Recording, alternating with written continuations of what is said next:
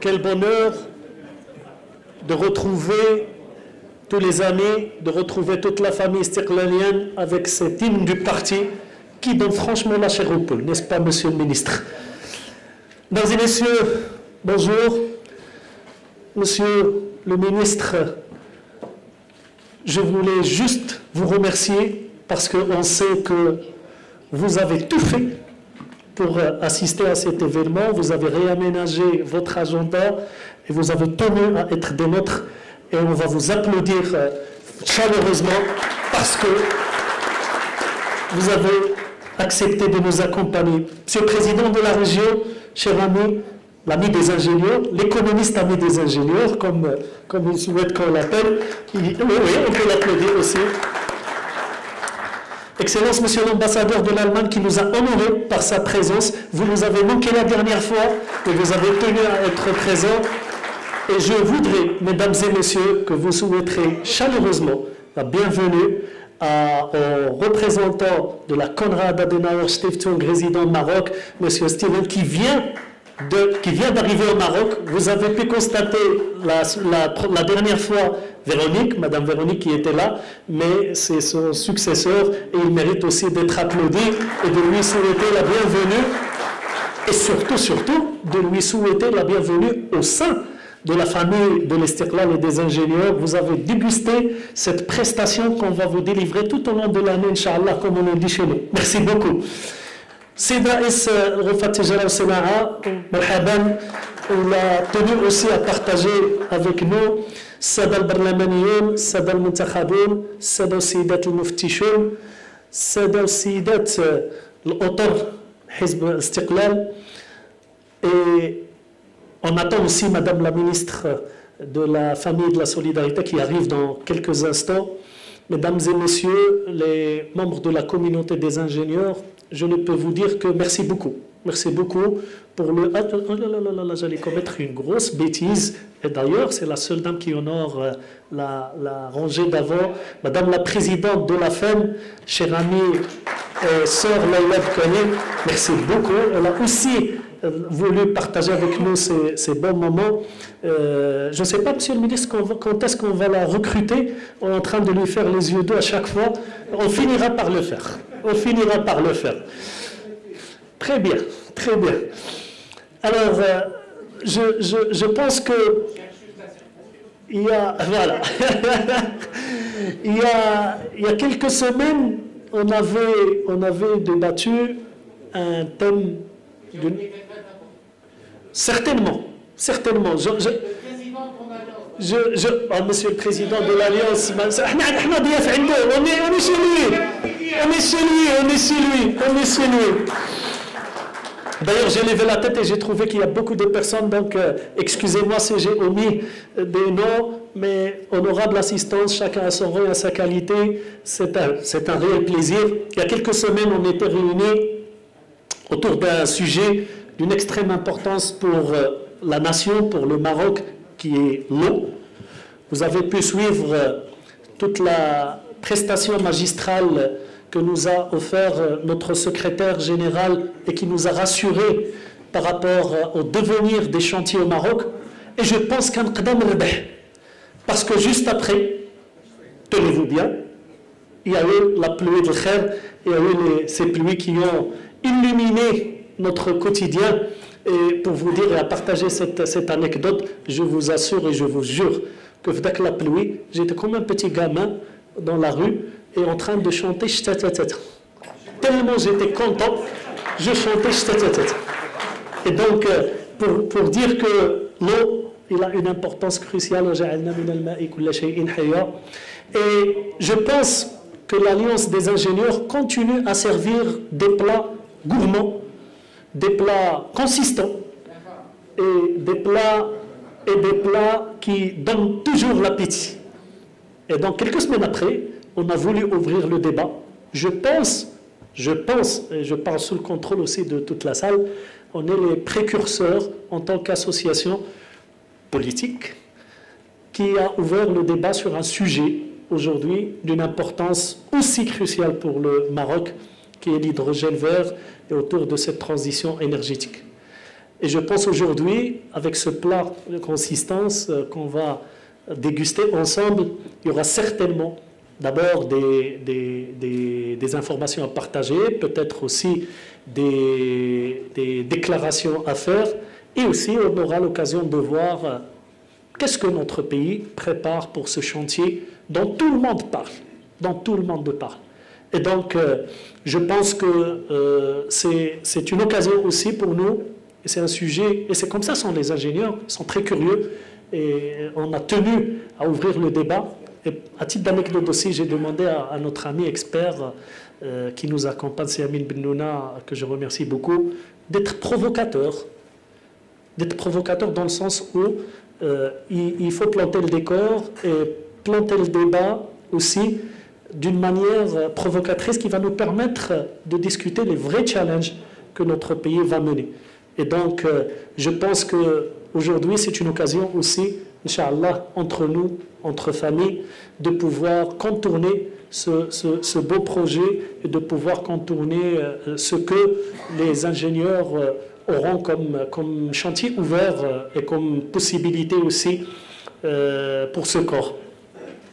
Je voudrais aussi vous faire part de notre volonté en tant qu'Alliance des ingénieurs. C'est une volonté et c'est une ambition.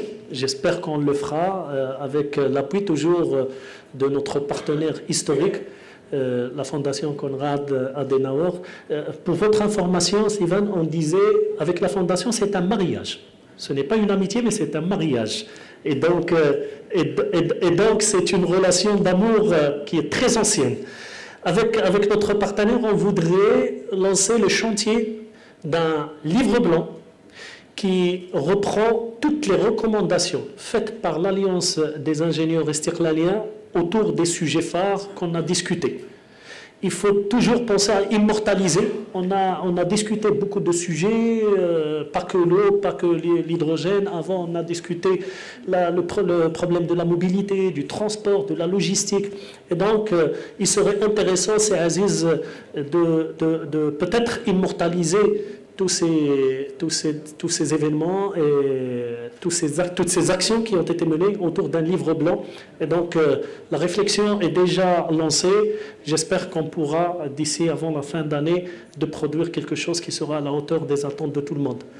Comme on est pressé par le temps, parce qu'on n'a que 1h30, 1h15 avant le ftour, qu'on va déguster certainement avec beaucoup de plaisir, je vous remercie encore pour votre présence, pour votre mobilisation.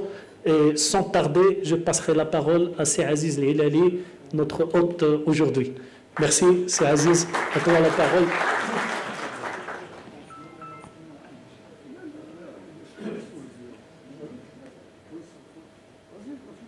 بسم الله الرحمن الرحيم. مرحبا بكم. وهذا نهار كبير اللي encore une fois la famille des ingénieurs istiqlaliens se réunit autour des sujets d'actualité, des sujets porteurs. Merci beaucoup à Monsieur l'ambassadeur et à la Fondation qui aujourd'hui, je ne dirais pas comme ce qu'a dit mon ami, ce qui nous lie, peut-être un mariage, mais une amitié profonde. Et autour de cette amitié, il y a, si vous voulez, vous croyez énormément aux efforts que fait aujourd'hui notre Alliance des ingénieurs pour, prouver que l'ingénieur marocain est capable de mener tous les grands chantiers que lance notre pays. 2, améliorer autant qu'on peut la situation de cet ingénieur pour lui permettre et lui donner tous les outils nécessaires pour amener notre pays là où il faut. Donc, Ramadan Mubarak Saïd, et on donne la parole للأساتذة اللي كلهم كنرحبوا بهم وخاصة وفي مقدمتهم طبعا السيد الوزير qui a été présent avec nous dans beaucoup d'activités, aussi bien pour les ingénieurs du Maroc que les ingénieurs. Nous avons toute une famille d'ingénieurs qui opèrent à l'étranger et au CINZUR a participé avec nous donc l'élaboration, dans la discussion du rôle que fait l'ingénieur à l'extérieur du Maroc, malgré toutes les difficultés, malgré tout, il a pu prouver sa compétence, son savoir-faire. Ramadan Mubarak Saïd, tabarakallah alaykoum. Tabarakallah alaykoum, elle a la section de Casablanca. Merci beaucoup. Qui est la section la plus active de l'Alliance des ingénieurs. وما غيروش منا ديال بني ملال وديال الرباط وديال فاس qui sont présents avec nous. Mais il faut dire la réalité.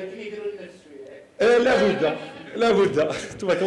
Merci beaucoup, Président. C'est le travail et le fruit d'une équipe de choc qui nous accompagne et qui mérite aussi d'être applaudie. Ils seront là, on va vous les présenter tout à l'heure. On ne peut pas s'empêcher, pour ne pas entendre Monsieur l'Ambassadeur, Son Excellence, à vous la parole, juste pour partager avec nous quelques idées. Je vous en prie.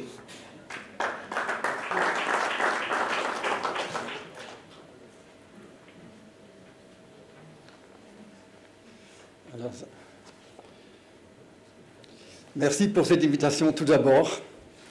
Monsieur le ministre, Monsieur le Président de la région, Monsieur le Président de Madame, le Président de la FEM, très important, tous les invités. Je ne me suis pas préparé pour un discours, mais j'aimerais que vous compreniez ma présence aujourd'hui comme signe de deux facteurs. Premièrement, notre soutien à ce que vous faites comme parti politique et fondation politique ensemble ici au Maroc depuis plus de 25 ans, je crois. On a fêté l'année dernière 25 ans de coopération. C'est le premier point. Et comme vous avez dit, c'est une coopération très fructueuse. Je ne sais pas si c'est amoureuse à tout le moment, je n'étais pas là à tout le moment, mais je crois qu'on peut voir que ça apporte beaucoup de fruits. Et j'aimerais mentionner monsieur Stephen Hoffner, à qui je souhaite le meilleur succès, et aussi un peu le souvenir de monsieur Kruger, que votre collègue qui est passé à Caire, qui était un des personnages qui m'ont aidé le plus dans mon travail. Et merci pour ça aussi, pour votre institution ici. Et deuxièmement, naturellement, comme tout le monde sait, j'espère que la plupart des ingénieurs savent ça aussi, c'est l'intérêt de l'Allemagne dans le sujet. Nous sommes certainement votre partenaire, je ne sais pas, amoureux ou pas, mais depuis une vingtaine d'années, dans le développement du secteur des énergies renouvelables, dont on vient d'approcher une nouvelle étape prometteuse, et félicitations au gouvernement et toute l'équipe du gouvernement pour l'offre Maroc sur le hydrogène vert. Je crois que ça s'annonce très bien. Nous pouvons, voyez, déjà reconnaître beaucoup de potentiel, beaucoup de possibilités, des opportunités de coopération, de poursuivre notre coopération pour les années à venir. Et nous sommes prêts, nous avons la volonté de travailler avec vous, pas seulement comme partenaire dans le développement du secteur, mais aussi comme client, comme fournisseur, comme financier. Et aussi naturellement dans la recherche également. Donc, on va travailler aussi avec l'UM6P, avec des universités ici. Donc, on est déjà en train de la mise en œuvre de toute cette, ce qui va être développé à partir de l'offre Maroc. Une étape importante, et félicitations encore une fois pour le gouvernement. On a bien entendu, les bonnes choses prennent du temps, on dit, et je crois que c'était bien d'attendre. Et maintenant, la mise en œuvre, nous serons avec vous. Merci. Merci, Monsieur l'Ambassadeur, et merci encore une fois pour votre présence. Et on se fera du plaisir à vous accueillir encore sur des sujets d'intérêt commun dans le futur. Sans trop tarder, je passerai la parole au directeur résident de la Fondation Konrad Adenauer, sous vos applaudissements, Stephen Hoffner.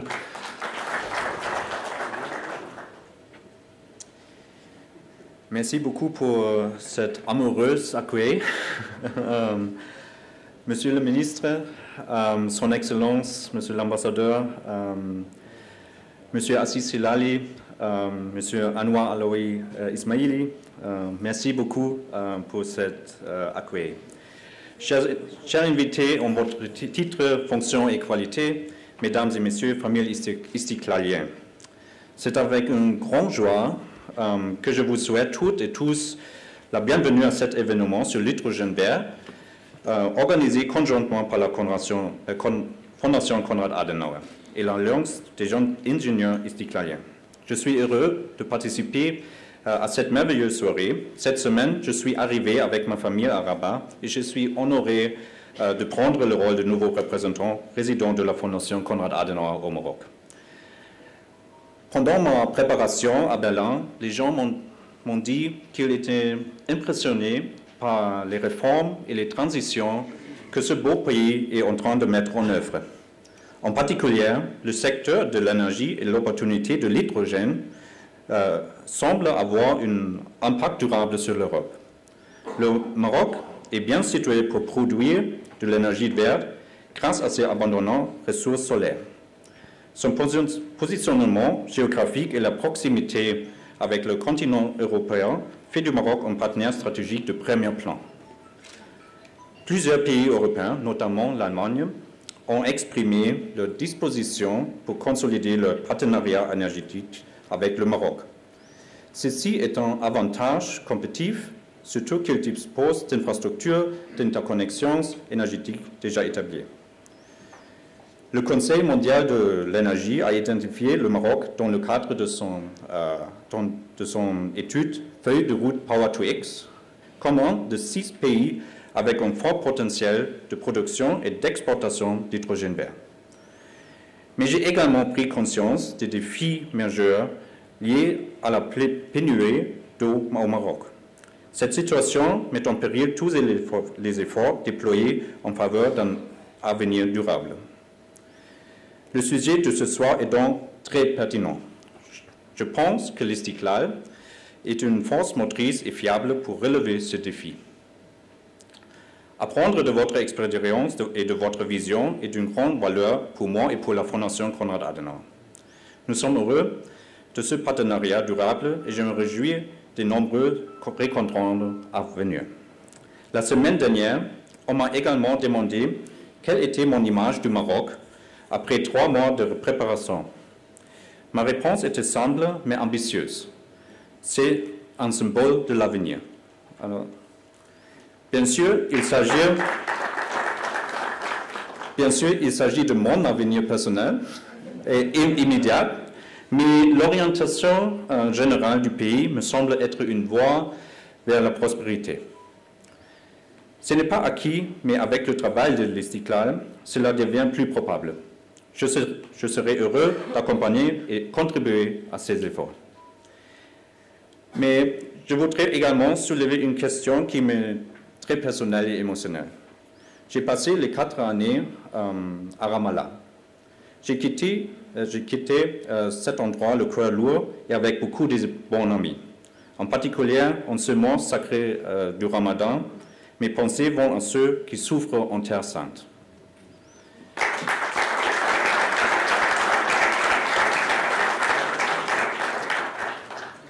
Connaître la situation là-bas me donne des frissons et m'empêche de dormir. Mais le fait d'être aujourd'hui au Maroc est aussi une continuation de mes efforts en Terre Sainte. Passer mes années futures au Royaume du Maroc, guidé par Sa Majesté le Roi, semble être la juste conséquence de mes années passées. Je tiens énormément à remercier notre cher partenaire, l'Alliance des ingénieurs istiklaliens, pour l'organisation de cet événement et les féliciter pour le choix de la thématique. Une thématique extrêmement importante et actuelle. Je remercie encore une fois tous les intervenants ayant accepté l'invitation de partager avec nous leur expertise et je vous souhaite, mesdames et messieurs, un excellent débat et Ramadan Mubarak Saïd. Merci. Merci beaucoup Stéphane et on vous souhaite aussi la bienvenue et longue vie au Maroc. Souhaitons aussi la bienvenue au professeur Raja Arzadi, président de Bidawa Plus, qui nous rejoint. Merci d'avoir fait l'effort d'être présent. Et je pense que, sans trop tarder, on va passer aux choses plus sérieuses en appelant mon ami Amin Bennouna pour me rejoindre et nous planter le décor, tout en remerciant aussi c'est Ali Harti, président de la FENELEC, qui a accepté d'abord comme personne de partager avec nous ces bons moments, mais aussi avec sa casquette présidente d'une fédération aussi prestigieuse que celle de la FENELEC, qui est aussi concernée par ce sujet, et certainement on entendra la voix des professionnels dans ce sens. Merci beaucoup, c'est Ali Harti. Sami, je te cède le pupitre, la salle et la scène. Merci. Jusqu'à la semaine dernière, j'ai été accusé de troll et je l'ai assumé complètement. Là, aujourd'hui, j'ai pris du galon parce que je suis devenu un provocateur. Merci. Je suis monté en grade. Je vous espère à tous d'arriver à l'orée de 70 ans et d'entendre des choses, d'être accusé encore de troll. Je trouve ça très amusant. Et même de provocateur, je l'assume complètement. Mais j'espère ne pas dire n'importe quoi. Merci. Alors, on va démarrer. Alors, je ne savais pas trop quel titre mettre, puisque des titres, cette journée, on a déjà bien assez long pour sa courte durée. Alors, j'ai dit, et si on plantait le décor? Voilà. On va essayer de planter le décor et simplement d'aller vers l'essentiel. Alors, j'ai un moyen de changer? Oui. Alors, tout d'abord, le Maroc a-t-il eu hier, aujourd'hui, un impact significatif sur le réchauffement climatique? Parce qu'on va revenir quand même sur les bases. On va voir que la réponse est non. Alors, en quoi la transition énergétique vers la renouvelable est-elle un enjeu primordial pour le pays? On va essayer de répondre d'abord à ces questions. Alors, ce graphique, il y a un certain nombre de graphiques que vous ne verrez nulle part. Hein. J'ai la prétention de refaire tout ce que... Parce que pour moi, un graphique, ça doit parler et ça doit ressembler à celui qui parle. Alors, vous avez ici des émissions de gaz à effet de serre de l'ensemble de la planète, de révolution quantitative entre pratiquement tout le dernier siècle, entre 1930 et 2020, où les émissions sont passées pratiquement de 2 milliards de tonnes à un peu plus de 10 milliards, 15 milliards de tonnes annuelles de CO2. Alors, ce qui est intéressant, c'est de voir la répartition. J'ai mis là-dedans exprès, j'ai mis le Maroc, j'ai mis le reste de l'Afrique et j'ai mis le reste du monde. C'est-à-dire que le Maroc est en rouge à l'image de notre drapeau, le vert, c'est le reste de l'Afrique, et le bleu, c'est le reste du monde. Et vous voyez que, en fait, le Maroc, l'échelle, alors les échelles sont logarithmiques, Monsieur le ministre. Les échelles sont logarithmiques et on voit bien que le pauvre Maroc, il ne pèse que 0,16% des émissions, en 2022, des émissions globales de la planète. Et toute l'Afrique ne pèse que 2% des émissions globales de la planète. Et pourtant, si on devait répartir l'impact de cette émission, de l'émission globale, eh bien, nous souffrons beaucoup plus que nous n'émettons. Autrement dit, nous subissons beaucoup plus que nous ne causons. Alors ici, ça c'est un truc tordu. Bon. Le Maroc, en fait, il a d'autres raisons d'aller vers le renouvelable qui ne sont pas celles des émissions, on va dire, de gaz à effet de serre. Tout d'abord, le premier graphique que vous voyez à votre gauche, vous voyez, je parle à des ingénieurs, donc je vais vous asséner des graphiques en plein, vous rappelez votre école d'ingénieur en fin de scolarité. Alors, le premier graphique, vous voyez l'indice de dépendance énergétique et électrique du Maroc, c'est-à-dire que vous voyez en bleu, alors des carrés, les carrés, c'est l'indice de dépendance énergétique de l'ensemble du Maroc, c'est-à-dire quelle est la quote-part d'énergie importée par rapport à la quote-part d'énergie globalement consommée. Alors les oscillations que vous voyez sont dues tout simplement à la pluviométrie. On y est, hein, parce que la production hydraulique, elle fluctue d'une année à l'autre. Juste un petit exemple, on a atteint au mieux 3000 gigawattheures de production d'électricité hydraulique. Et l'année dernière, en 2023, nous avons fait 360 gigawattheures, c'est-à-dire 8 fois moins que le maximum que nous avons produit avec le même parc. Alors vous avez les cercles en bleu, cette fois-ci c'est la dépendance électrique, c'est-à-dire combien nous importons pour produire notre électricité. Et vous voyez que ce n'est pas terrible non plus. Nous caracolons toujours entre les 70 et les 90%. Nous sommes montés jusqu'à 90%. Et actuellement, notre indice de dépendance électrique est à un peu plus de 80%. Et à l'inverse, vous voyez alors le graphique, la courbe en rouge, c'est quoi? C'est les énergies renouvelables. Et vous voyez que la dépendance énergétique, la partie indépendance énergétique est devenue exactement égale à très peu près, elle est devenue égale à la production d'énergie renouvelable. Donc, ce qui compte, et je suis ici istiqlal quand même, ce qui compte d'abord, c'est l'indépendance énergétique du Maroc. Donc, c'est d'abord le problème. Et pourquoi c'est le problème? Parce qu'à la limite, que chacun fasse ce qu'il sait faire, et voilà, dans ce monde mondialisé qu'on nous a dit, qu'on nous a promis, que ceux qui ont de l'énergie nous donnent de l'énergie, que ceux qui ont des cacahuètes nous vendent des cacahuètes, et que ceux qui ont du papier nous en vendent. Mais le problème, c'est qu'avec ça, on est dans un monde où le marché, en fait, chacun subit le marché, les fluctuations du marché de l'autre. Et le résultat, c'est ce qu'on voit dans le graphique suivant, dans lequel vous voyez alors le coût de tout ça, le poids de tout ça sur le PIB. Alors vous avez la quantité, le coût en dirhams par personne de la facture énergétique du Maroc. Alors ça coûte quelques milliers de dirhams par an. Alors ça fluctue beaucoup. Pourquoi ça fluctue beaucoup? Parce que c'est le marché. On nous a promis que le monde serait mieux quand chacun ferait ce qu'il fait de mieux.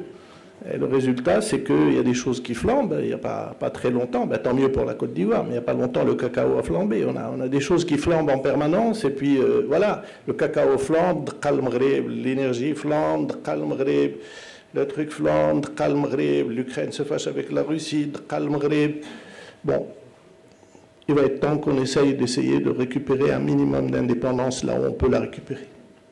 Et vous voyez qu'en termes de pourcentage de PIB, ça pointe à 10-15%.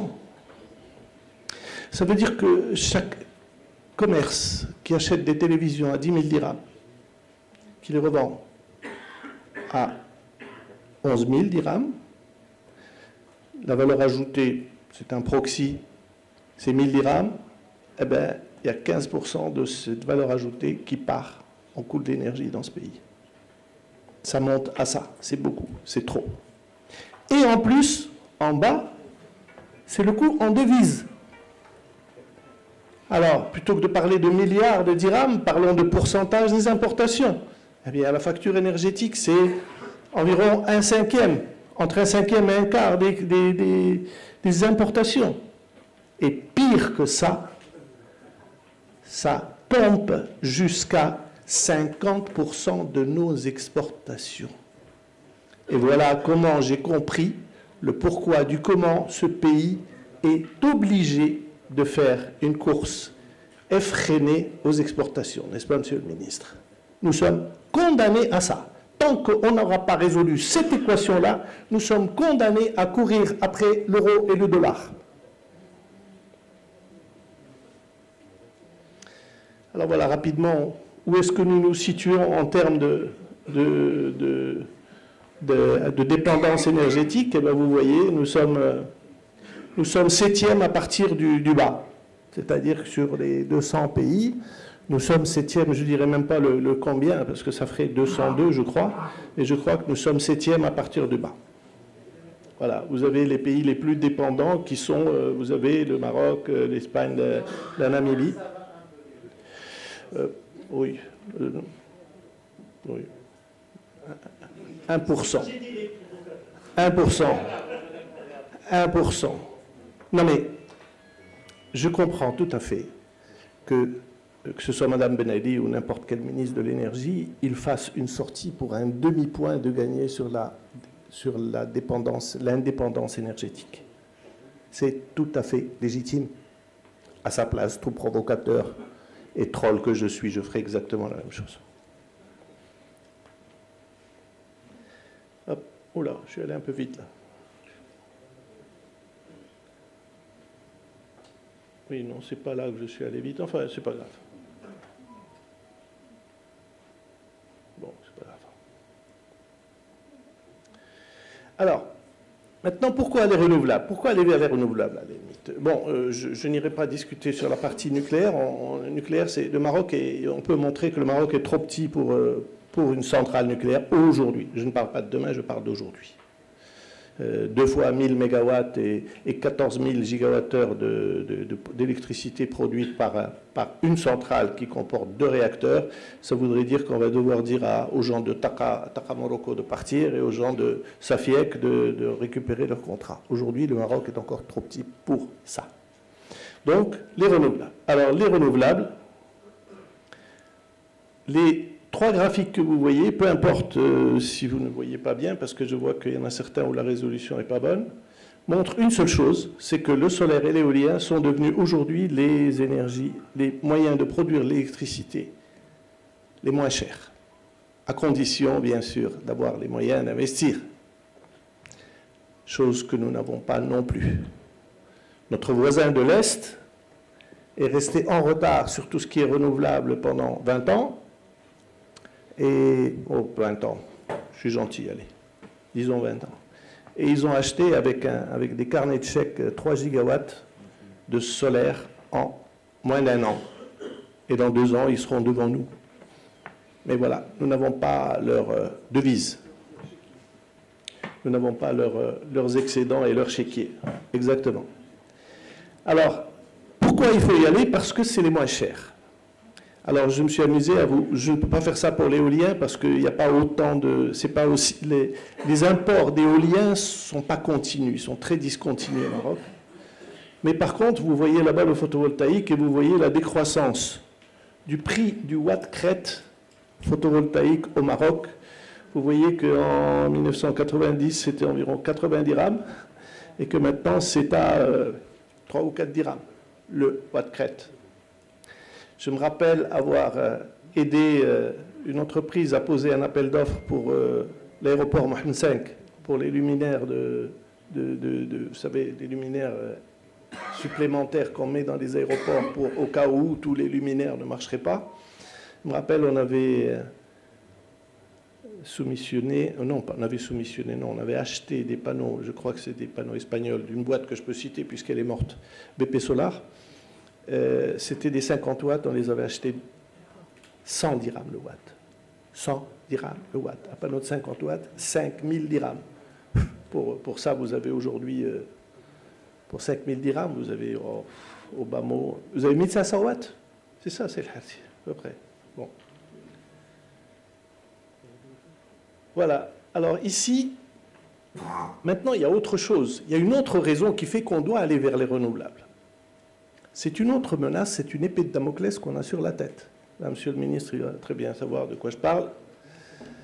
Vous voyez que, en termes de propreté de notre électricité, nous sommes, cette fois-ci, non pas 7e dernier, mais nous sommes 9e dernier sur la planète. Il n'y a derrière nous que l'Afrique du Sud, la Mongolie, bref, des pays de ce genre-là, et puis je crois que c'est le Suriname là-bas, etc., que des pays qui ont pratiquement toute leur production d'électricité à base de charbon. La Pologne n'est pas loin de nous, mais ils sont mieux que nous. Et vous voyez que nous sommes très loin. Et quand vous voyez en fait la structure dans le graphique du bas de nos émissions de gaz à effet de serre, vous découvrez qu'en fait, la composition de ces émissions, ben, c'est essentiellement du charbon. Et là, je ne parle là que de l'électricité, bien sûr, parce que quand on parle de l'énergie en général, Le charbon est à parité avec le produit pétrolier puisqu'on s'en sert pour le transport. Donc, il y a quelque chose qui nous pend, une épée de Damoclès qu'on a sur la tête qui s'appelle le risque MACF, mécanisme d'ajustement, contrôle des frontières. C'est-à-dire que dans pas longtemps, carbone frontière, pardon. Et dans pas longtemps, nous allons payer des... Pardon, ce n'est pas nous qui allons payer, c'est ceux qui vont importer des produits marocains qui vont payer des taxes d'importation proportionnellement aux émissions de gaz à effet de serre qu'on aura causées pour produire ce que nous produisons. Et malheureusement, même si c'est arrivé à Monsieur le ministre de le dire, ce n'est pas un atout. Pour moi, c'est un défi de sortir de ce bourbier où nous nous trouvons. On peut expliquer pourquoi nous sommes rentrés dans le charbon. Il y a eu des raisons historiques. Même un vieil écolo comme moi et provocateur comme moi a la franchise de dire que, eh bien, voilà, on est rentré dans le charbon pour des raisons historiques et on en sortira parce qu'on l'aura voulu et forcé et sans les moyens d'en sortir. Alors là, grossièrement, parce qu'il y a parmi vous des gens qui peuvent être intéressés par ce genre de choses, lorsqu'on produit, bon, avec de l'éolien, on ne peut pas produire, on ne peut pas faire de l'autoproduction, c'est pas facile. Par contre, avec le solaire, c'est facile. Ce que vous voyez tout en haut, c'est ce que beaucoup d'industriels font aujourd'hui. D'ailleurs, certains même avec un bon coup de pouce de subvention, ils produisent une partie de l'électricité qu'ils consomment le jour. Voilà, avec ça, ils peuvent faire des temps de retour de 3 et 5 ans. Et en bas, c'est ce qu'on fait dans les grandes centrales avec du stockage, comme un Nour 3 par exemple, ou ailleurs, celle qui est arrêtée. Bien, on va venir tout de suite à l'hydrogène, ce que vous attendiez tous. Alors, hydrogène. Alors, l'hydrogène a pris plein de couleurs, alors qu'il est incolore, inodore et plus léger que l'air. Il a pris plein de couleurs depuis quelque temps. Alors, on l'appelle gris quand il est produit à partir de produits carbonés comme du gaz naturel. Et on le produit par des moyens violents qui demandent de l'énergie, le reformage. Et donc, il cause beaucoup d'émissions de gaz à effet de serre. L'hydrogène bleu, c'est la même chose, sauf qu'on va séquestrer le carbone qui est émis par et donc ça coûte beaucoup plus d'énergie. L'hydrogène vert, c'est ce vers quoi nous voudrions nous lancer. Et l'hydrogène jaune ou rose, c'est celui qui est produit par l'électricité électronucléaire. Et enfin, l'hydrogène blanc, pour qui a la chance d'avoir un peu d'hydrogène piégé dans son sous-sol. Il y a quelques pays dans le monde qui en auront un petit peu, mais on n'ira pas bien loin avec ça, je vous rassure. Donc, même si la France actuellement parle d'avoir trouvé quelques réservoirs dans l'Est, dans le nord-est de la France, ça ne permettra pas d'aller bien loin, mais au prix actuel de l'hydrogène, c'est bien de l'extraire.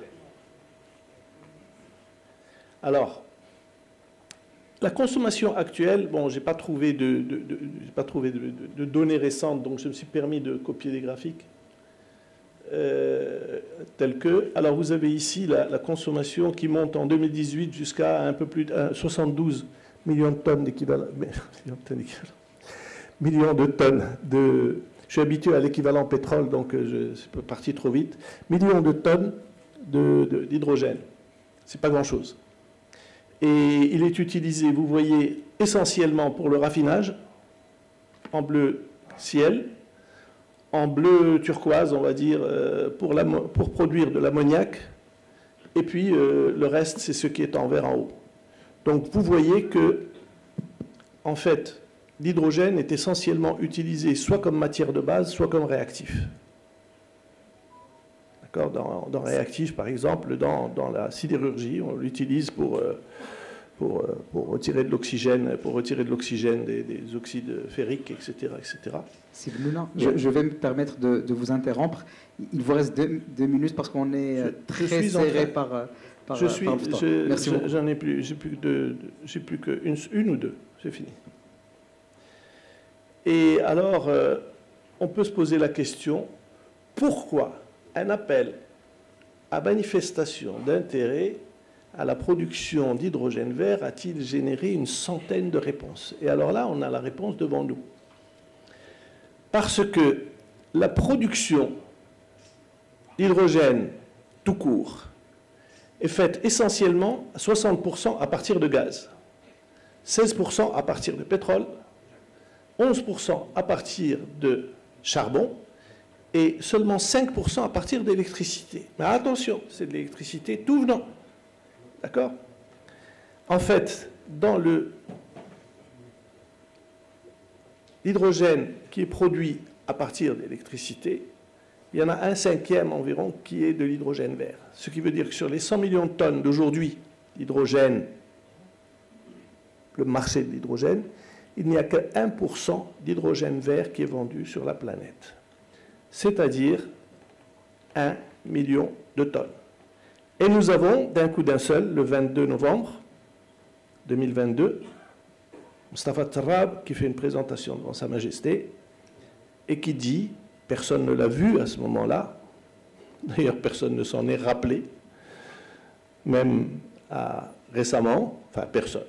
Peu de gens s'en sont rappelés, et pourtant il y en a beaucoup qui ont parlé de cette présentation de l'OCP, enfin des projets de l'OCP dans les prochaines années à Sa Majesté, mais personne ne s'est rappelé d'une chose simple, c'est que l'OCP consomme aujourd'hui 1 million de tonnes d'ammoniac, et en 2031, il prévoit, ne me demandez pas pourquoi 31, c'est eux qui ont fait leur business plan comme ça, en 2031, c'était prévu pour 2 millions de tonnes. Et sur ces 2 millions de tonnes de 2031, il va y avoir 1 million de tonnes d'ammoniac vert. Parce qu'il y a un marché pour les engrais verts qui n'utilisent pas, qui ont une empreinte carbone réduite au zéro. Donc, ils ont besoin d'1 million, ils vont avoir besoin en 2031 d'1 million de tonnes d'ammoniac vert produits au Maroc, lesquels vont nécessiter 150 000 tonnes d'hydrogène vert.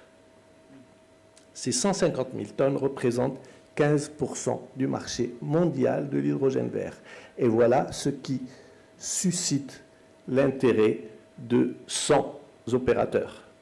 Et je vous signale que l'appel à manifestation d'intérêt concernait quand même toute la chaîne de valeur, depuis les gens qui vont produire les énergies renouvelables jusqu'aux gens qui vont développer des projets d'hydrogène vert alimentés par des énergies renouvelables, et ceux qui, bien sûr, vendent des électrolyseurs, ceux qui vont fabriquer des électrolyseurs, etc., etc. C'est tout à fait normal que nous ayons eu.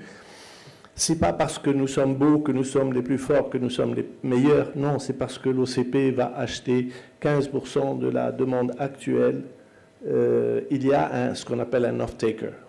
Et voilà. Alors, mais là-dessus, il va falloir se greffer pour aller faire autre chose demain avec ce savoir-faire qu'on va acquérir avec cette production de 150 000 tonnes d'hydrogène vert qui aura lieu, elle, demain. Par contre, l'hydrogène vert, aujourd'hui, il est encore trop cher pour être utilisé dans l'énergie. Il faudra attendre, et le Maroc va y contribuer avec ses 150 000 tonnes, attendre que le coût de l'hydrogène vert descende en dessous de $1 le kilogramme. Merci. Merci, Sidi Amin. Je souhaite aussi la bienvenue à Madame la ministre de la Famille et de la Solidarité. Merci beaucoup pour votre présence.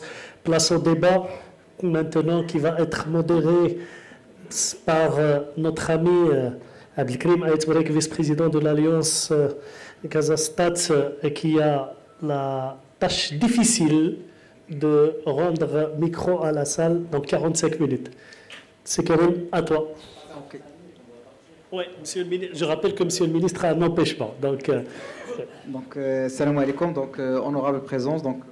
Je réitère ma bienvenue à cette conférence qui s'articule autour de ce sujet très important. Donc, l'impact de l'hydrogène vert sur l'économie. et cette alternative extraordinaire capable de transformer le paysage énergétique au Maroc. Donc je pense que l'exposé de Sibnoua était clair, donc je ne vais pas m'attarder pour l'installation du sujet. Et donc pour mieux nous éclairer et nous apporter plus de détails, donc j'ai l'honneur d'accueillir autour de ce panel son Excellence Monsieur le ministre Riyad Mzoul, ministre de l'Industrie et du Commerce, Monsieur le Président de la région de Casa-Stat, Monsieur Latif Mazouz, et Monsieur Ali Harti, le président de la FENELEC, la Fédération nationale de l'électricité, de l'électronique et des énergies renouvelables. Donc, Monsieur le ministre, merci d'avoir accepté notre invitation.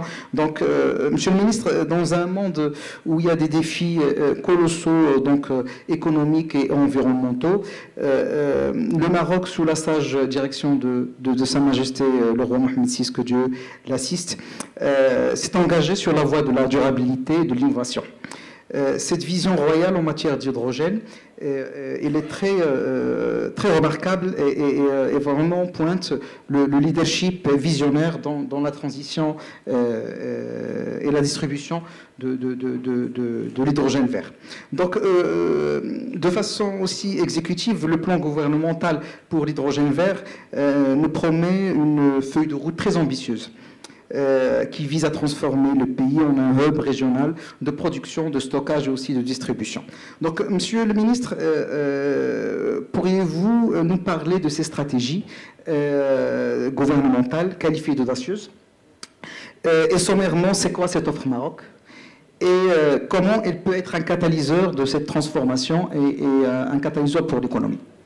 Merci beaucoup, merci beaucoup. Merci beaucoup. Ça marche pas beaucoup, hein. Ça marche pas très bien. Pas... Ah, maintenant c'est mieux. Merci beaucoup. Merci à l'Alliance des ingénieurs de nous avoir permis de faire ce débat. Merci à la Konrad Adenauer Stiftung und herzlich willkommen in Marokko. C'est l'avenir pour vous et pour le Maroc. Un beau profil d'avenir et de belles promesses et de belles perspectives. Alors, j'ai écouté avec beaucoup d'intérêt et effectivement, je peux confirmer le qualificatif de provocateur et j'aime ça. Et puis je vais répondre avec autant de provocation. Si j'écoute M. Bennouna, on n'en a pas de stratégie. On est juste contraint et forcé, le revolver sur la tempe, à essayer de survivre dans un monde où on est en perpétuelle mutation, on n'a ni vision ni stratégie. Et bon, on a besoin de devises, donc on court après les renouvelables. On a des barrières à l'entrée chez les Européens, donc on doit se transformer, sinon on va mourir. Et puis, voilà, on est dépendant... Et donc, on n'a pas d'autre choix que de passer aux renouvelables. Et puis, cherry on the cake, on a une boîte qui est arrivée par hasard chez nous, qui s'appelle l'OSP, qui est consommateur d'ammoniac. Et donc, on doit lui donner de quoi produire son ammoniac avec le vent et le soleil que le bon Dieu a bien voulu nous donner. Donc, je résume simplement, on n'en a pas. Donc, la réponse, en résumant ce que je viens d'écouter, on n'a pas de stratégie, on a juste des revolvers sur le temple et des obligations. Et on essaye de survivre tant bien que mal. Eh bien, de manière surprenante, pourtant il en fallait. Et il y en a eu. Et il y a eu des paris même très osés, parfois très risqués, très coûteux, que nous avons pris pour pouvoir arriver à ce 1% qui en est en fait 4, dans les 10 dernières années. Pour pouvoir y arriver, on a fait des paris, on a fait des investissements très lourds, on a fait des sacrifices, on a payé des choses très chères, on a fait des transformations, ce qui nous a permis aujourd'hui d'en arriver là. Alors $1, oui, pour l'hydrogène, c'est l'équivalent de 51 $ le baril, il est à 80, donc on peut aller jusqu'à $1,50, $1,60, ça vous convient? Ça peut aller, et je pense qu'à $1,60, $1,70, la plus grosse difficulté, c'est le transport qui est beaucoup plus coûteux et le raffinage. Et donc, si on arrive à le transformer sur place en autre chose que l'hydrogène. Alors, autre chose aussi, sur tous les projets d'hydrogène qu'on voit et qui sont aujourd'hui sur le marché, on a à peu près beaucoup d'annonces, une kyrielle d'annonces un peu partout, au-delà du 1% des 100 millions, mais on a aujourd'hui des 300, 400, 500 millions de tonnes qui sont annoncées un peu partout, chaque fois que j'arrive plus à faire le compte, et seulement 10% aujourd'hui de tout ce qui est annoncé à un off-taker. Et on a la chance d'avoir le plus grand off-taker. Alors, c'est miracle.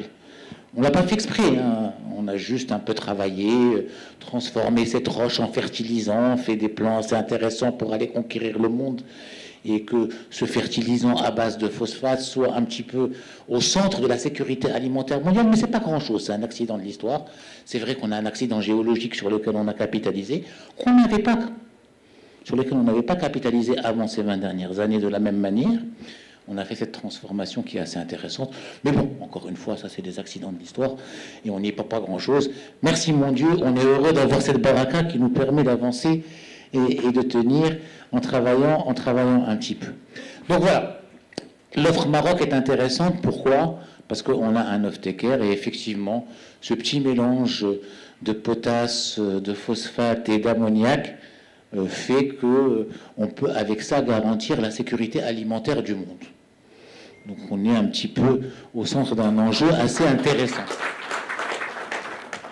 Et d'un autre côté, on a aussi des conditions extrêmement favorables pour produire cette fameuse énergie verte qui est un peu demandée. Alors favorable, merci accident de la géographie, qu'on n'avait pas utilisé beaucoup avant. Des fois, on avait des difficultés avec cette géographie, mais là, elle est favorable puisqu'on a pas mal de soleil. Et en même temps, dans le même endroit, pas mal de vent, même si c'est intermittent. Et dans une zone qui est plus ou moins sécurisée, ça aussi, c'est pas arrivé par hasard. On a fait un petit peu de travail pour stabiliser, point de vue sécurité, la région. Et puis à partir de là, ça nous a permis d'attirer pas mal d'investisseurs dans des zones parfois qui, selon certains aspects du droit international, sont un peu contestés. Et nous apprenons avec beaucoup de plaisir que certains pays sont en train de reconnaître nos droits légitimes sur nos territoires historiques pour pouvoir investir dans cette zone qui a été stabilisée et sécurisée, d'ailleurs depuis des siècles par notre pays et qui nous appartient. Et on est heureux aussi de voir qu'hier, la France a autorisé son agence d'investissement Proparco à investir dans nos provinces du Sud pour pouvoir contribuer au transport de cette énergie renouvelable. Donc des enjeux multiples. Ce qu'a dit ici Amine est très scientifique, très intéressant et souvent très vrai. L'interprétation un peu moins. On a des enjeux, on a des obligations. Le mécanisme d'ajustement aux frontières, c'est 6 produits pour l'instant, et ce n'est pas les contenus encore de ces produits dans les autres produits finis, c'est l'électricité, le ciment, l'acier, l'aluminium, etc. Donc tranquille. Et puis notre électricité qui est très sale, effectivement, on a fait le choix du charbon parce qu'on n'avait pas d'autre choix à l'époque. Et vous avez raison. Aujourd'hui, on est en train de relier notre production d'énergie propre à notre outil de production exportable, ce qui fait que nos exportations, et je vous le montrerai un jour dans des graphes très particuliers, notamment en automobile, sont extrêmement vertes et sont les plus vertes au monde. J'ai du net 0 sur Renault et sur la chaîne de valeur Renault, 0. En scope 3, pas en scope 2, en scope 3, j'ai du 0 sur Renault aujourd'hui. Et donc, je suis assez propre sur pas mal de secteurs où on peut me poser des barrières. Je suis en scope 1 encore sur Stellantis et je suis en train de travailler sur l'intégration des fournisseurs et la partie transport, parce que je compense aussi pour la partie scope 3 sur Renault. Donc, je suis assez propre sur pas mal d'autres secteurs. Je dois y arriver sur la PME, je ne suis pas encore parce que j'ai problème de moyenne tension que je suis en train de régler et de négocier avec mes amis de l'énergie, mais je ne désespère pas de le faire. Alors le Maroc est trop petit pour une centrale nucléaire parce qu'il faudrait doubler. 2 petits réacteurs, c'est 14 gigas. Effectivement, le Maroc est trop petit, il a une capacité installée de 12 gigas aujourd'hui, et c'est vrai que doubler sa capacité énergétique avec 2 réacteurs, c'est pas à l'ordre du jour. Oui, sauf que d'ici 2030, j'aurai besoin de 3 fois à 4 fois la capacité que j'ai aujourd'hui. J'ai certains projets, un seul d'ailleurs, un seul projet que j'ai à Sidi El Rab qui a besoin lui-même d'une capacité installée de 10 gigawatts. Donc mon pays est en train de changer d'échelle à une vitesse extrêmement rapide. Ma peur à moi, c'est de ne pas être en mesure de fournir à toute cette transformation l'énergie et l'eau suffisante. Donc il faudrait qu'on avance de manière plus vite, de manière plus ambitieuse sur tous les niveaux, Aujourd'hui, mon goulot d'étranglement pour le développement, c'est ma capacité à produire de l'énergie et à la transporter. C'est mon goulot d'étranglement. Donc je suis suffisamment grand pour accueillir toutes les capacités qu'il faut accueillir, parce que si je ne les transforme pas en eau, je les transformerai en hydrogène, ou je les transformerai en batterie pour la sécurité énergétique et alimentaire du monde. Je vous assure que ce qui nous attend dans les 6 prochaines années est bien plus beau que ce qu'on a vu dans la présentation d'avant. Je suis convaincu que Sibnouna partage aussi cette ambition et cet espoir, mais qu'il fallait un début provocateur et une réponse tout aussi provocatrice. Merci pour avoir ouvert ce débat. Monsieur le ministre, belle transition, monsieur le ministre. Donc, quid de cette offre pour qui peut répondre à ces enjeux? C'est quoi sommairement cette offre Maroc, monsieur le ministre? En quoi il s'articule pour répondre à ces enjeux? Parce que là, c'est prometteur, mais... Alors, c'est très simple. C'est très simple. Aujourd'hui, première des choses, on a plus ou moins délimité un territoire d'1 million d'hectares. Et on a déterminé aussi une manière de faire une offre, de s'installer sur 10 000, 30 000 hectares de manière progressive pour voir venir, c'est-à-dire pour ne pas laisser des investisseurs préempter de larges territoires et les laisser se développer tout en leur laissant une réserve foncière derrière pour qu'ils puissent faire leur projet en tenant compte de la taille du projet. Troisième chose, on a déterminé aussi l'accessibilité de ce type de projet à la charte de l'investissement. Ça veut dire qu'ils peuvent être soutenus par la charte de l'investissement. Je me suis beaucoup battu pour que ce ne soit pas le cas, pour vous dire la vérité, parce que moi, personnellement, j'estimais que c'était le contraire, qu'il fallait prélever de la ressource plutôt que donner du CAPEX pour aider ces investissements, parce que c'est un prélèvement de ressources naturelles. Je considérais ça comme ça, mais bon, il y a eu un débat, et in fine, on est arrivé au débat que c'était éligible à la charte de l'investissement. Troisièmement, il y a un process qui a été mis en place avec une agence qui a été dédiée pour gérer ces dossiers et gérer ce process et l'accessibilité au CRI. Donc il y a tout un mécanisme qui est mis en place. Avant, on avait des investisseurs qui allaient au CRI, qui obtenaient un avis favorable, et puis ça restait un petit peu noyé partout. Aujourd'hui, on a mis un process, on a mis une agence responsable, on a délimité un territoire, on a donné une accessibilité au niveau de la charte d'investissement, et donc les opérateurs ont les outils, le cadre et la gouvernance pour pouvoir commencer à travailler. Merci, monsieur le ministre. Silhati, bonjour. Donc, je rappelle que vous êtes le président de la FENELEC, qui est le rassemblement des opérateurs économiques liés aux métiers électriques, électroniques et des énergies renouvelables. Donc, vous êtes au cœur de cette transition.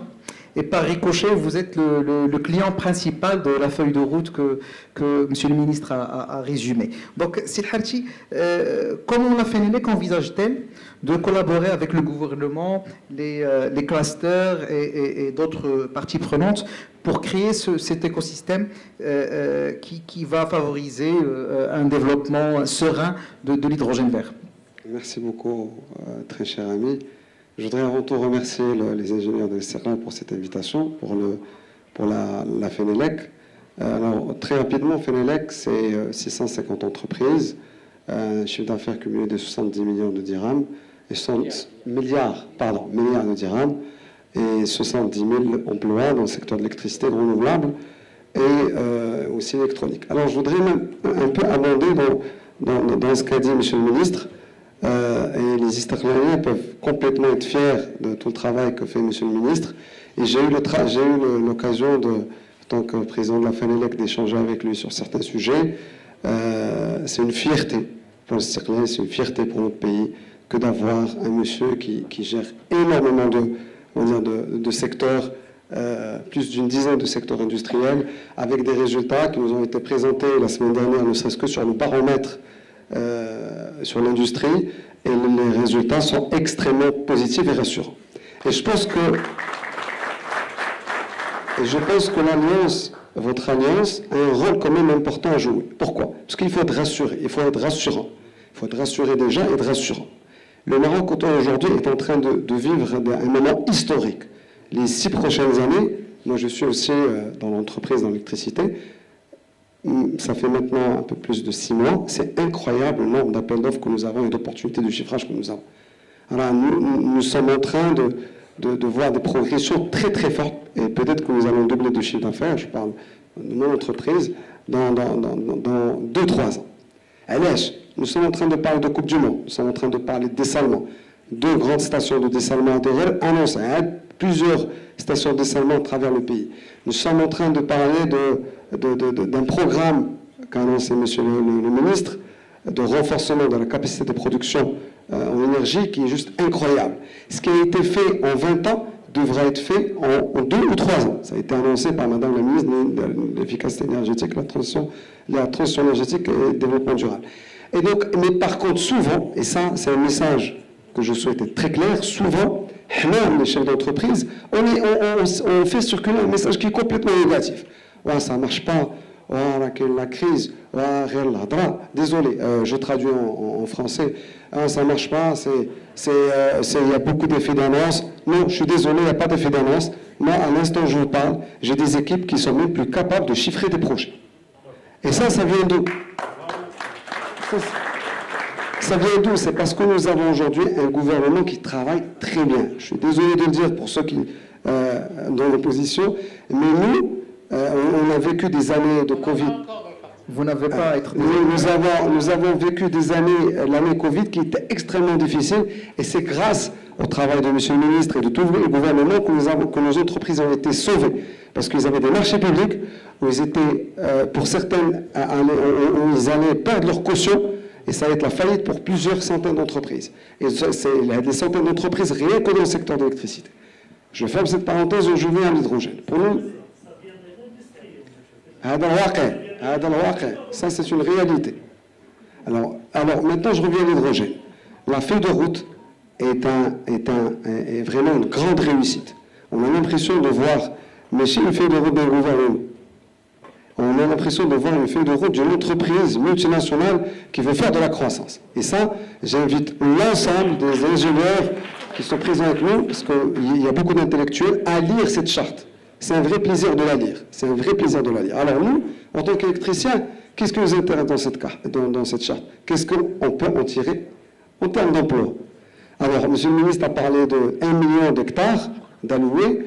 Dans une première phase, il y a 300 000 hectares. Alors, 300 000 hectares, pour nous, c'est l'équivalent, on traduit ça en électricité, c'est 150 gigawatts à installer dans les années à venir. 150 gigawatts.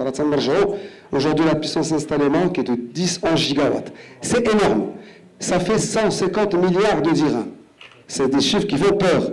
150 milliards de dirhams, rien que la partie électrique. Alors, si on traduit ça en emploi, rien qu'en emploi, le Maroc a créé l'équivalent de 400 et quelques mille emplois sur les 10 dernières années, monsieur le ministre, dans l'industrie. Alors, avec les 150 gigawatts, ils vont créer l'équivalent de 100 000 emplois sur 5 ans. C'est énorme. C'est un rien le PV. On a la partie dessalement. Alors, si on traduit ces 150 gigawatts en capacité aussi à dessalement d'eau pour à fournir les installations hydrogène, nous sommes en train de parler d'une installation au minimum, d'après les extrapolations, de 200 millions de mètres cubes par an. Et ça, là aussi, nous sommes sur un investissement de 20 milliards de dirhams. Donc pour nous, c'est une opportunité qui est énorme. Nous devons la saisir. Il y a énormément de programmes incitatifs qui sont mis en œuvre par le gouvernement pour aider les entreprises à localiser la valeur ajoutée locale, mais le gouvernement, je suis désolé, mais je le dis aux entreprises de la FENEC. Monsieur le ministre, je veux de l'affaire, ou mieux que ça, avec le bénéfice, le mettre de l'affaire. C'est pas possible ça. Le gouvernement aujourd'hui, il fait son travail. Il ramène les investissements. Énormément d'investissements qui sont ramenés. Il crée de l'emploi. Mais c'est à nous aussi de croire en notre pays. C'est à nous aussi de vraiment de prendre le risque d'investir dans la R&D, conjointement aussi avec l'UM6P. Et là aussi, je suis désolé, mais ce n'est pas du hasard. L'UM6P, c'est aussi quelque chose qui a été réfléchi avec le gouvernement. L'UM6P, aujourd'hui, a un projet de développement de l'électrolyse. Et donc, moi, mon message, il est très simple. Il y a beaucoup de travail qui a été initié, pas que dans l'hydrogène, à nous, entreprises aujourd'hui, de croire en ce futur pour vraiment saisir un maximum de valeur ajoutée et ne pas être que dans un mode opportuniste de revente.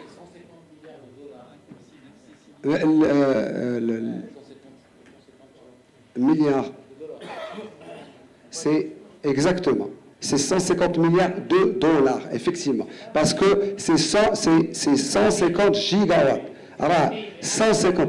Alors je finis avec ça. J'étais saoudien dernièrement dans un forum avec la CGM et ils nous ont annoncé un chiffre de 150 gigawatts l'éolien, plutôt solaire. ورجعت مقلق نقولوا احنا شحال تنضربوا يلاه درنا 4 ولا 5 ديال الجيجاوات. Et là, l'Arabie Saoudite, avec leur carnet de chèques, ils sortent tout de suite 150 gigawatts. Mais je dis aujourd'hui, la feuille de route, c'est 150 gigawatts. Donc à nous, aujourd'hui, de croire en notre pays. Je profite de la présence de M. l'ambassadeur d'Allemagne, très beau pays que je visite assez souvent. Et moi, j'ai été frappé par une chose quand je pars en Allemagne. Il n'y a pas un lopin de terre qui n'est pas exploité. Soit c'est une forêt, soit c'est une usine, soit c'est une ville, soit c'est une route. Alors, au Maroc, nous avons quand même cette capacité de mobiliser 1 million d'hectares très rapidement. Et ça, c'est une grande richesse. Et dans ce million d'hectares, il y a un combustible solaire et éolien qui est juste énorme. Donc le Maroc, oui, deviendra demain un fournisseur de l'énergie pour l'Europe. Et c'est une excellente opportunité pour nos entreprises dans le secteur de l'électricité et de l'énergie renouvelable. C'est Harti, la création d'emplois m'a interpellé vite fait. Donc, comment vous préparez pour ce virage, surtout sur la formation professionnelle, la préparation des ressources humaines pour accompagner cette transition? Dans une discussion avec M. le ministre, dernièrement, là, il y a beaucoup de demandes. Et ça, c'est une question de riches. D'autres demandes. Mais il y a des solutions qui sont des solutions à tout. Là aussi, il y a une vision éclairée de Sa Majesté. Nous avons aujourd'hui beaucoup de jeunes qui sont prêts à nous suivre. Et ça, c'est notre rôle aussi de les suivre. La FENELEC, elle est aussi administrateur des instituts de formation et gérante de l'institut de formation dans le métier des énergies renouvelables. Là aussi, nous sommes en train d'orienter cette filière qui, nous avons à peu près 1000 stagiaires par an qui sortent. Et donc, nous sommes en train aussi d'initier un sujet donc au niveau de l'hydrogène vert. Inch'Allah, la ressource marocaine, Monsieur le ministre, là aussi, il le disait souvent, Monsieur le ministre, nous avons des ingénieurs, c'est peut-être les meilleurs dans le monde parce que techniquement, ils sont très bons. Et ils ont une capacité d'adaptation qui est extrêmement forte. C'est vrai. Et nous devons aujourd'hui nous appuyer sur les ingénieurs pour aller chercher un maximum de valeur ajoutée locale. Merci. Monsieur le Président, si, Mazouz. Donc la vision royale est claire, le plan gouvernemental Offre Maroc est ambitieuse, quid pour la région. Comment vous préparez pour accueillir ce plan, surtout que vous abritez par exemple l'OCP, donc le site de Joff, il est sous votre gouvernance. Donc comment vous vous préparez? Quel impact vous sentez? La vérité, j'allais dire que je n'ai presque plus rien à dire après tout ce qui a été dit. Parce que ce n'est pas une affaire de région, c'est une affaire d'abord nationale. Comme l'a dit Seyed Harti, j'ai lu avec beaucoup de plaisir la circulaire concernant justement le développement de ce secteur. Et quand je dis plaisir, je dirais aussi beaucoup de fierté. En lisant ce document-là, je me disais, bon, c'est la première fois, la vérité, que je vois. On a l'habitude de présenter des plans, PowerPoint, etc. Mais ça, c'est une véritable ordonnance. C'est une ordonnance de développement d'un secteur avec des responsabilités et quelques je dirais, timing pour au moins le début de réalisation, puisqu'on a fixé le 3e trimestre 2024 comme première étape d'ouverture ou de négociation des offres de loyer des fonciers pour le développement de ce secteur. Donc, la fierté vient aussi d'une vision royale extraordinaire. Ça fait 18 mois que Sa Majesté a présidé une réunion à ce sujet-là. Et donc, et voilà, c'est ce que j'appellerais personnellement un un nouveau métier du Maroc. On a les nouveaux métiers, ça un nouveau parmi les nouveaux, et qui va toucher tous les autres. Qui va toucher les autres, qui va permettre à certains de se développer, à d'autres de survivre, et qui va permettre aussi de créer de nouvelles opportunités d'emploi, sachant qu'il y a d'autres métiers qui vont disparaître. Donc c'est une vision vraiment holistique du souverain. Lorsque vous voyez cette feuille de route, donc elle s'inscrit totalement dans les objectifs de développement durable, donc, et je dirais qu'il y a même des anticipations par rapport à ces objectifs.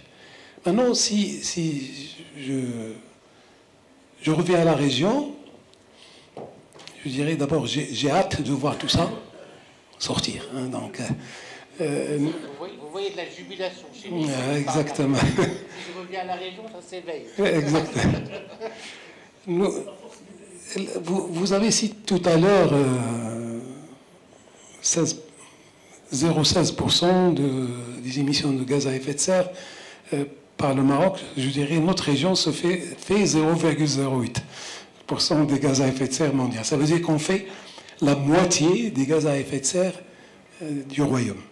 Donc un projet comme ça, le citoyen que je suis et le responsable qui cherche à améliorer le cadre de vie dans la région, je ne peux qu'en être fier et je peux que avoir hâte de le voir. Hein. Donc, moi, quand je vois le court terme 2030 dans la feuille de route, ils disent à court terme 2030, donc pour moi c'est déjà du long terme. Hein.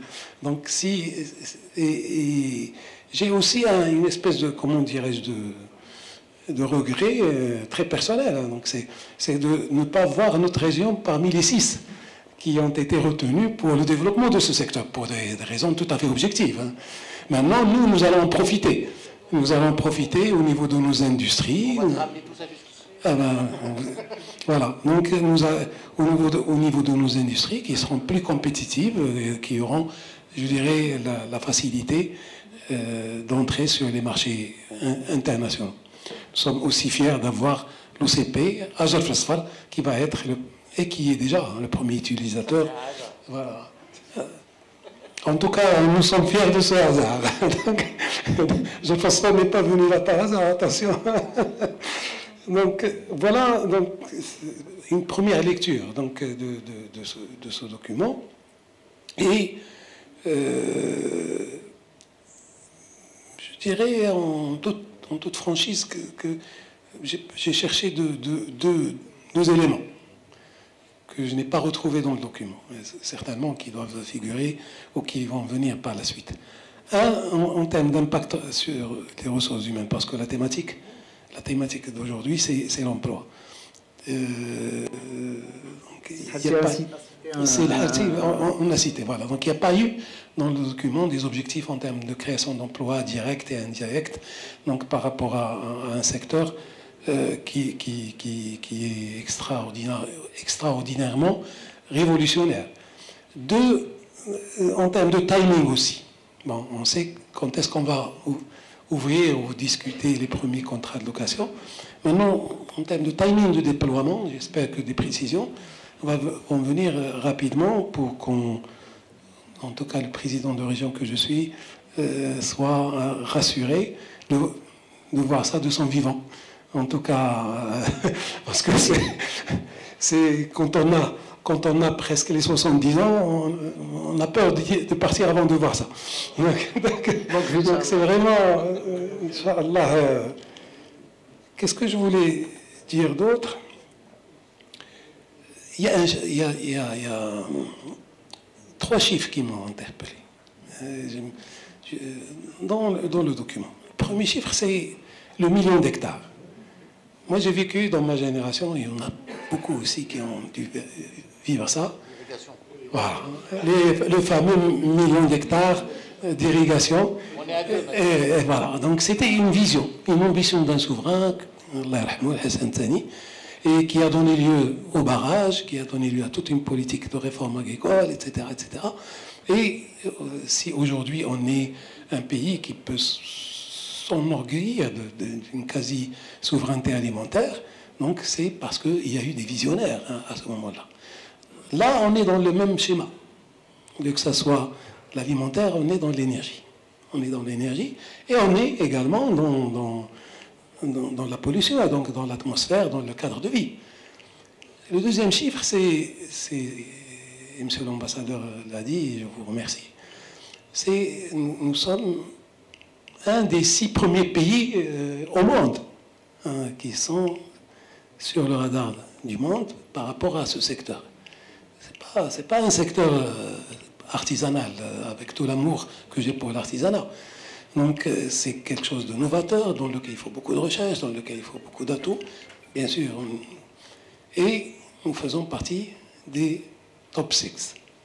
Et le troisième chiffre, c'est que nous ciblons et nous voulons atteindre rapidement 4% du marché mondial en cette énergie. Donc c'est une forte ambition. Il n'y a pas beaucoup de secteurs dans lesquels nous avons 4% si nous excluons les phosphates. Donc c'est vraiment une feuille de route ambitieuse, une feuille de route, à mon avis, qui donne de l'énergie. Pas seulement de l'énergie à consommer, mais de l'énergie donc qui va guider un ensemble d'autres secteurs. Et on ne peut qu'en être fier. Voilà ce que j'ai à dire. Monsieur le Président, vous êtes connu par votre sagesse politique, mais aussi en tant qu'économiste affûté. En un mot, êtes-vous rassuré par rapport à tout ça? Rassuré par rapport à tout ça? Écoutez, je ne peux pas ne pas être rassuré. Vous êtes rassuré? C'est une ambition d'un peuple, d'un pays, d'un souverain. Et donc, vous voyez, monsieur le ministre, comment il en a parlé, monsieur le président, comment il en a parlé, monsieur l'ambassadeur, comment il en a parlé, le nombre d'investisseurs qui viennent, je peux vous dire, ceux qui ne connaissaient pas encore le mécanisme, ils venaient chez nous, au Conseil de la région, sachant que nous sommes responsables du développement économique de notre territoire, donc ils savent que nous sommes également investisseurs, et donc nous sommes en train de travailler avec monsieur le ministre, d'ailleurs, sur des zones industrielles pour développement, et nous voulons que ces zones industrielles soient des zones vertes et durables. Dans notre plan d'aménagement de la région, nous nous sommes interdits, et monsieur le ministre est d'accord avec nous, il le suit, d'introduire des industries polluantes à Casablanca. Il n'y aura pas de nouvelles industries polluantes à Casablanca. Bon, parce que moi, autant j'étais un tout petit peu déstabilisé par la présentation de ces bleus-là, là je suis rassuré. Pas seulement à Casablanca, au Maroc. Il n'y a pas d'industrie polluante. Tout va être vert. Très bien. C'est encore plus rassurant. Votre Excellence, Monsieur le Ministre, est-ce que je peux piétiner 2-3 minutes de votre temps pour avoir 2 ou 3 questions de la salle? Donc, je peux me permettre de ne pas introduire... Donc, si vous avez des questions... 3 questions. Non, donc ça, on va être très... Donc, je prends 1, 2 et 3. C'est bon. Question. Vas-y, Monsieur le ministre, cher ami, alors effectivement c'est que... Non, c'est pas un provocateur, là au contraire. Il était. Je l'ai été, effectivement. Non, ce que je voudrais savoir, c'est qu'effectivement nous risquons certains blocages à l'export de par... pour justement des raisons environnementales. Est-ce que, dans le cadre de ces négociations, est-ce qu'il y a des négociations selon les régions? Ce que je veux dire par là, une région qui fait beaucoup plus d'efforts pour produire, je dirais, propre, de par l'industrie qui est installée dans la région, est-ce qu'elle est au même titre que toutes les autres régions par rapport... C'est-à-dire, c'est l'origine, c'est le pays ou la région? Alors, on a attendu 3 siècles et ce n'est pas encore très clair. On a eu, par exemple, des choses qui sont sorties sur le calcul par défaut. Alors, il y a un calcul par défaut qui utilise l'empreinte pays qui a été citée par Sib Nouma. Ils disent, voilà, ce pays pollutant a une électricité qui est à charge de temps, voilà ce qu'on va lui mettre comme coefficient. Donc, s'il n'y a pas un marché national carbone ou s'il n'y a pas un audit de l'entreprise elle-même et du produit qui est concerné par l'entreprise dans toute sa chaîne de valeur, avec une traçabilité, on applique un taux par défaut qui est le fameux taux pays qui correspond à ce qui a été présenté par Sib Nouma. Maintenant, la plupart de nos entreprises exportatrices sur lesquelles on travaille et qui sont concernées, on généralisera tout ça d'ici 2026-2027, mais la plupart des entreprises qui sont concernées aujourd'hui ont leur propre outil et savent montrer leur propre empreinte et passent largement le CBAM si on considère, ce qui n'est pas encore le cas, les produits concernés dans le produit final. Aujourd'hui, ça n'est pas encore le cas. C'est seulement certains 6 produits qui sont concernés dans l'électricité, les phosphates, l'acier, l'aluminium, etc. Après, ils ont annoncé, c'est pas encore très clair, qu'on verrait en fonction de ces produits dans les produits finaux, quelle part de ces produits sont dans les produits finaux. Et il y a 15 000 produits qui vont être concernés, ou la 17 000, si mes calculs sont bons. Et là, on est en train de travailler dessus. Mais même en prenant ce qui va arriver après, qui n'est pas encore installé, qui n'est pas encore déclaré, la plupart de nos exportations sont tranquilles. Et même si on applique le CBAM au taux d'aujourd'hui, nos calculs sur le ministère, c'est un impact de 450 à 500 millions d'euros au maximum de probabilité qu'on a, de dirhams. 450 à 500 millions de dirhams au maximum. Aujourd'hui, on serait impacté à ça. Donc c'est encore gérable le temps de faire la transition. Donc voilà, on a fait les calculs de transition, on a fait les simulations sur les 15 000, il reste quelques produits. La plus grande difficulté, c'est pas le CBAM. La plus grande difficulté, c'est les normes des acheteurs aujourd'hui. Par exemple, sur le textile, j'ai un problème sur les normes des acheteurs. J'ai pas de problème CBAM. Les acheteurs me disent, je veux de la fibre recyclée, je veux ceci, je veux cela. Ça, c'est ma plus grosse difficulté. Mais le CBAM, c'est pas le plus gros des sujets. Merci, Monsieur le Ministre. On est honoré par la présence... Même pour les PME exportatrices? Oui, le CBAM, c'est pas le plus gros des sujets, sauf si elle exporte de l'acier pur, etc. Aujourd'hui, Metubis n'exporte pas, par exemple. La plupart servent à la production locale, etc. Donc sur mes PME exportatrices, sur les sujets, je n'y suis pas encore. Mais j'ai un produit pour les accompagner à se transformer qui s'appelle Total Croissance Verte. Et je le fais plus aujourd'hui pour leur donner de la compétitivité que pour leur donner de l'accessibilité. Et au pire des cas, j'ai un mécanisme de compensation pour les aider qui est le 1 million d'arbres que je plante. Donc, je suis en train de travailler sur tous les sujets, le temps de traverser la transformation de l'entreprise. Donc je suis assez serein par rapport à ça. Merci, Monsieur le Ministre. Donc on est honoré par la présence de Madame la Ministre, et donc on voudrait avoir une petite... Madame la Ministre doit apporter des réponses, pas des questions. Dans le social, on va lui donner la parole après à elle. On va lui donner la parole après à elle de décider. Non, bien sûr, pas une question à mon collègue, une question à mon collègue aussi de l'université, professeur monsieur. Oui, enfin, voilà, physique électronique, on va dire, génie électrique. Alors, oui, Sibnouna, je suis ravie de vous revoir. Vous savez, nous avons eu le plaisir, vous nous avez accueillis chez vous pour nous présenter le puits provençal que vous avez dans votre maison. C'est l'efficacité énergétique. Donc, je suis ravie de vous retrouver. Et je voulais vous poser une question parce que dans votre présentation, j'ai vu plusieurs énergies renouvelables, mais je n'ai pas vu l'énergie marine. Et donc, qu'en pensez-vous?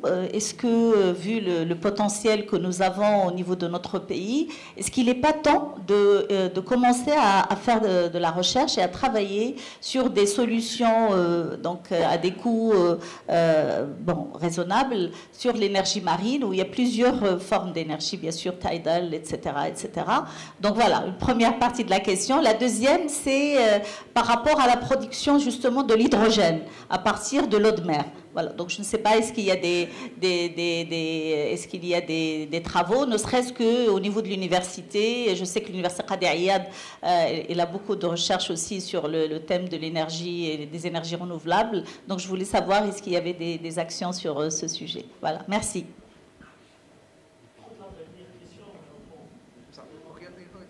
Il en reste deux, comme ça on va...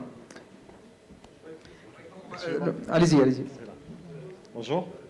Merci beaucoup pour l'invitation. Donc moi je ne fais pas partie de l'association des ingénieurs circlaliens, mais de la société civile. Personne n'est parti.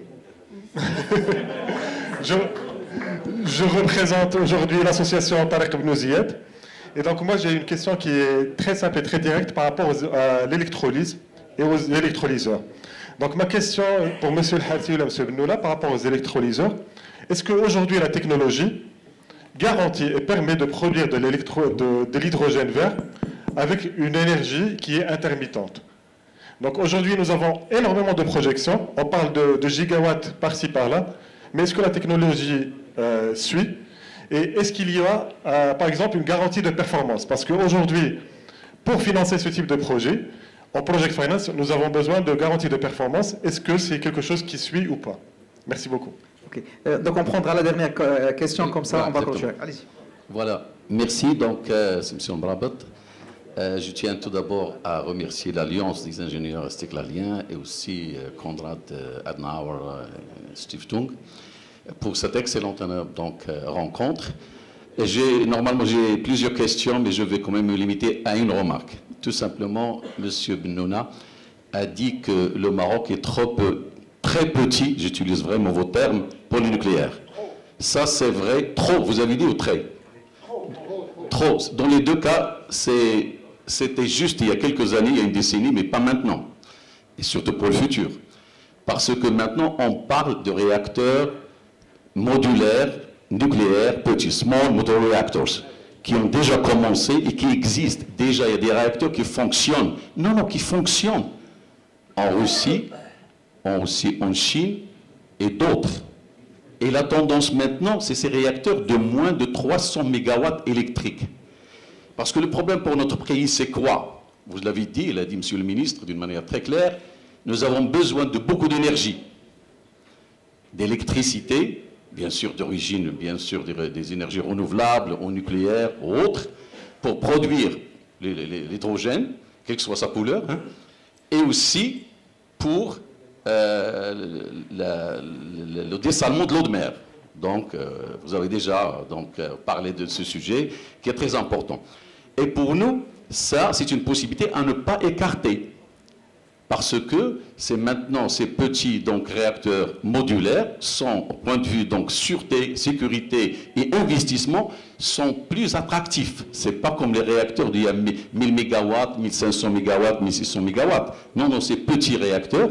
Donc, pour les énergies renouvelables, c'est une très bonne chose. Donc, notre pays a fait beaucoup de progrès avec des résultats tangibles. Donc, nous sommes devenus vraiment un modèle pour les autres. Donc, ça, c'est une vision royale qui marche très bien.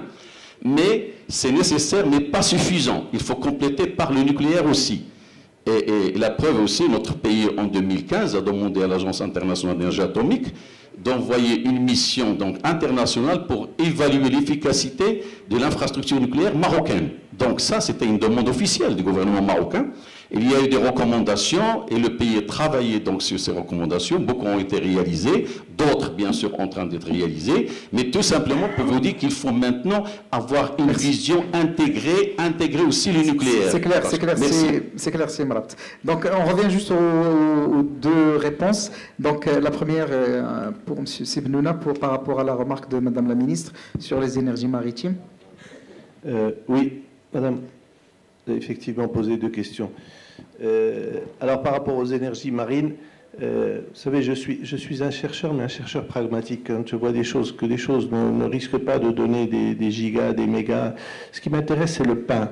C'est-à-dire, c'est ce qu'on produit tous les jours et en grande quantité et pour tous les Marocains. Après, quand on va faire des petits projets pilotes, je ne suis plus dans ce genre de choses. Malheureusement, l'énergie marine, à travers des hydroliennes ou des choses de ce genre-là, se sont avérées soit coûteuses, soit limitées. Limitées à certains endroits qui bénéficient de courants marins importants. Nous n'avons pas de couloir maritime, comme par exemple il peut exister à l'entrée de la Manche. Nous sommes un pays qui est... Voilà, le seul endroit où il y a un couloir maritime, c'est le détroit de Gibraltar. Et je doute qu'on puisse y mettre suffisamment d'hydroliennes pour faire ne serait-ce qu'1% de l'énergie du Maroc. Oui, bon. Oui. Je ne suis pas convaincu. Je ne suis pas convaincu. Maintenant, faire des petites quantités, faire des prototypes, des choses qui vont permettre à des ingénieurs ou des docteurs de se former, tout à fait. Maintenant, pour l'instant, aller au-delà de ça, personnellement, je ne vois pas. Je peux me tromper, tout à fait. C'est mon opinion aujourd'hui, elle ne sera peut-être plus valable demain. Tout ce qui peut me démentir, j'adhère. Pour ce qui est d'électrolyseurs qui fonctionnent avec de l'eau de mer, en fait, il y a des expériences réussies avec de l'électrolyse d'eau salée et pas d'eau de mer. L'eau de mer contient autre chose que du sel. Et d'ailleurs, c'est à cause de ça qu'on électrolyse que de l'eau pure, parce que l'eau douce continentale, je dirais, quand on l'utilise, eh bien, on va saturer les électrodes, on va saturer très vite les électrodes, et puis on va perdre de l'efficacité de l'électrolyseur à vitesse grand V, à cause du calcaire. À cause du calcaire. Donc, malheureusement, l'eau de mer, pour l'instant, c'est pas top. Tout au moins, pas tant qu'on continuera à utiliser des électrodes avec des matériaux nobles comme le platine et des choses de ce genre-là. C'est une des raisons qui font que les électrolyseurs, leurs coûts sont très élevés à cause de la noblesse des matériaux qu'on y utilise. Il y a... Pardon ? Oui, il y a des expériences, il y a beaucoup de gens qui utilisent d'autres matériaux, etc., des gens qui utilisent d'autres matériaux pour des électrodes, des gens qui cherchent à utiliser l'eau de mer directement. Maintenant, ceci dit, si vous me demandez à moi, cette fois-ci c'est celui qui fait des études économiques, l'impact aujourd'hui d'osmoser de l'eau de mer pour produire de l'hydrogène, c'est entre 1 et 3% du coût de l'hydrogène. Donc, est-ce que ça vaut la peine de faire des recherches coûteuses pour économiser 3%? Voilà. Et je lis ça directement à la réponse de la question suivante. Vous avez posé la question d'électrolyseur. Est-ce qu'on peut faire l'électrolyse avec une énergie intermittente? Oui. Et on le fait avec un rendement entre 60 et 65%. Alors, il y a beaucoup de gens qui se focalisent sur améliorer les rendements, améliorer les rendements. Améliorer les rendements, si on va les améliorer de 50%, c'est ça, on va passer de 70 à 90%, en supposant qu'on puisse le faire. Ça va baisser les coûts de combien? Ça va baisser le coût de 2 tiers. On a besoin de diviser les prix par 3. Merci, c'est donc c'est pas là que ça se fera. C'est des gains sur les électrolyseurs, c'est des gains sur les coûts de l'énergie renouvelable, etc. Le coût de l'énergie dans le kilogramme d'hydrogène aujourd'hui, c'est 50%. Merci beaucoup. Merci. Donc, on est en train de conclure. Donc, un dernier mot, c'est Riyad pour conclure. Merci beaucoup. Merci beaucoup. On en a encore une minute pour remercier le ministre. Une photo groupe, s'il vous plaît, monsieur le ministre, monsieur l'ambassadeur, si vous le permettez. Steven, s'il vous plaît. Les membres de bureau, qu'on peut applaudir chaleureusement, c'est grâce à eux que cette rencontre a eu lieu. Madame la ministre, Madame la ministre, c'est Aziz.